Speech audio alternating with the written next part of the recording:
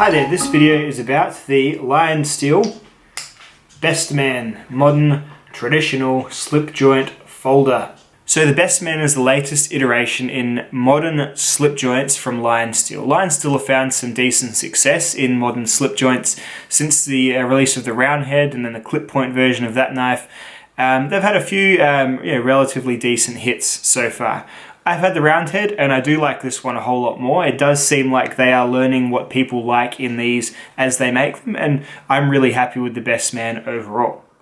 This is going to be a bit of a polarizing knife for people that come from a traditional background. If that's your main interest in knives, if you're a case collector, a GC collector, there's going to be things about this that are probably immediately apparent. And there's a couple of technical aspects of it too that don't quite line up with your expectations of a traditional knife. First of all, let's get to the blade.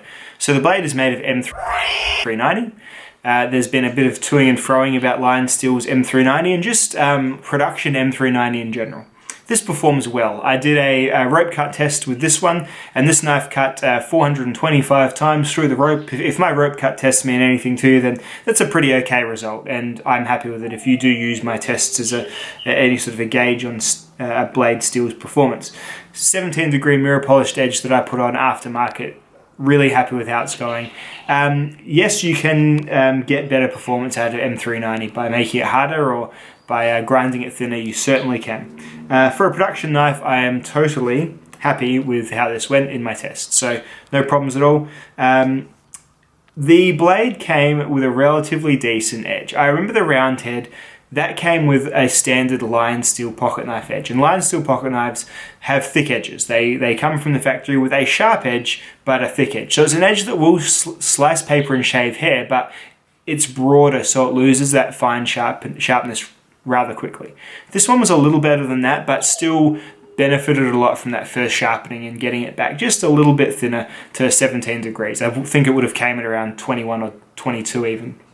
It was fine because the blade stock is thin and it wasn't too bad, but that's something that if you are a traditional fan, say something from Great Eastern Cutlery, even this quite basic field and farm tool, when buddy Stuart sent this one over to me, this is $10.95 and this was much thinner behind the edge. I have resharpened it again and it's super thin now, but a more traditional pocket knife company that's been making them for a lot longer will generally send them a little bit thinner. Even Victorinox, to be honest, when you get a Swiss Army knife, even a Swiss Army knife blade will come a little bit thinner behind the edge than Lionsteel are doing these. It feels a bit like they're still using kind of the thought process behind just an EDC blade, which, I mean, I'm happy with, but I can certainly understand if the traditional purists are a bit more concerned with getting one of those really fine, thin, sort of more honed, almost invisible beveled knives you often get from your larger traditional houses. So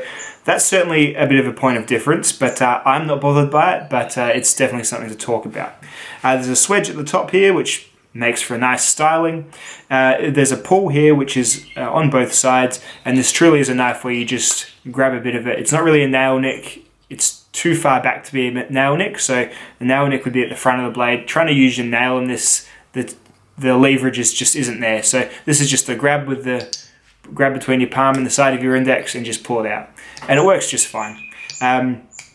It doesn't really have that, it does have that fuller effect a little bit where you can sort of eventually start seeing little traces of stuff in there, which is kind of a little bit gross sometimes, but just clean it out with a pin or something like that. No worries at all. So the blade, I'm overall happy with its performance, its deployment, and once it was sharpened, really, really happy with its ability to slice and perform and cut and all that sort of business. So really, really well done blade. Moving on to the handle. Very basic handle. There isn't really much of controversy in terms of how it feels in your hand. It's a smaller handle, so it fits right neatly across my 4 fingers. So makes a fist around it. There isn't really any sticking at the end, but it's certainly enough to, you can choke back slightly with your, I usually fall into this grip. Cut's absolutely fine, no worries at all. It's, you just can't go wrong when you have that shape. It's about perfect, in my opinion. It's a bit square, I suppose, but then it's rounded where it needs to be rounded, and overall I haven't had a single issue wishing that this was a different shape or anything like that. It's absolutely fine. This inlay here is made of olive wood. It was really nice. You can still smell like the olive oil on the handle still, and it's really, I was quite taken with it, to be honest. This is the cheapest variant. They do CF, they do a couple of other materials, but I really like how the olive wood looks. It's the lines are a bit deeper on one side than they are on the other. It's got that natural feel and sort of that imperfection to it because it's a natural material, and I really enjoy it. The bolsters on either end, I could take or leave this bolster here. I would sort of probably just be as happy if this just kept going, but it's the look they're going for. The sticking point for a lot of folks is going to be these screws being visible. Often all the hardware is hidden on a traditional knife. These two mean you can take off this olive wood scale and swap on one of the other scales if you have them from Lionsteel, I suppose. And I'll show you a clip of me doing that right now. Whether that's worth you having the screws visible, it's going to be up to you. I've seen some people think this looks amazing and some people think it looks horrible. I'm about in the middle. I think it looks fine. I like the handle material in between. The dullness of the titanium and the back spaces, I'm not sure it quite goes with the olive wood, and the dull sort of grey screws.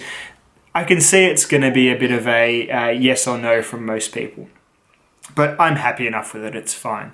The offset pivot screw and then the mirrored back bolster screw as well. People I've seen have commented that I'm not super stoked on it, and I can see that, but it doesn't fuss me too much. It's not really my specialty with knives, critiquing appearances and things. I think it's a generally pleasing looking knife. It's all titanium bolsters and liners and that sort of thing.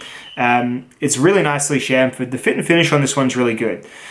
It's funny, I've talked a couple of times about Lionsteel sort of in open forums where people have had the opportunity to comment, and I've had all sorts come in the comments below.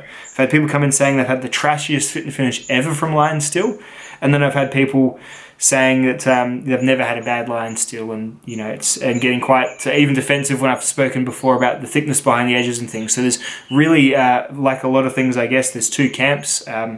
I guess all hopefully led by experience, not just by groupthink or whatever, but there you go. This one here, I can't really pick a fault in it. That's an actual machining fault or anything like that. This one's really well put together. So again, I don't have the most highly trained eyes. Nick might be able to go over this a little bit harder than I can and find some stuff, but for someone who's just going to put the knife in my hand and use it, I'm really happy with it. So handle, fit and finish, all that stuff is really good.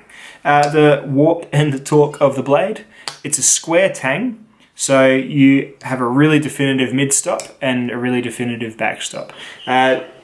In contrast to, say, this knife here, this is a GEC Farm and Field tool, just one smooth motion. What have we got? The Buck 110. Again, one smooth motion. A Victorinox slip joint. Yeah, that's also, there isn't a secondary stop at all. So yeah, there's a half stop. That just goes smooth as well. So I don't really have another half stop knife here to show you, I don't think, no. So yeah, it's that's what you're dealing with. It works fine to me. I like being able to sort of close the knife, get it started one hand, have that trust that it's not going to shut on my fingers, swivel it around, close it like that. So really, really happy with the half stop, the general walk and torque. But again, not a traditional guy usually, so that may be good or bad in terms of those folks. So there you go, but that's what it does. That's all I'll point out. Look, overall, I'm really happy with my Bestman. I've been just carrying it in the bottom of my pocket. I haven't been bothered about it too much, babying it or taking care of it. There's a couple of little snail trails forming on the titanium. I haven't been too put out by having to fish for it either. All I've done is tried to make sure I didn't put it in the same pocket as my keys. So it usually sits underneath or next to my phone in my front right pocket. And it's been doing just fine. It's a great slicer. Now it's got my edge on it. And it was a fine slicer without my edge on it. It's got a good neutral handle. Overall, the build quality seems really well done. These cost $130 US, which for titanium, a custom or a fancy hand material, an M390, I think is about fair. I wouldn't say it's a good deal. I wouldn't say it's a horrible deal, but it's fair. It's a fair deal. You have to get these from the boutiquier stores. So you can buy them straight from Lionsteel or from Collector Knives.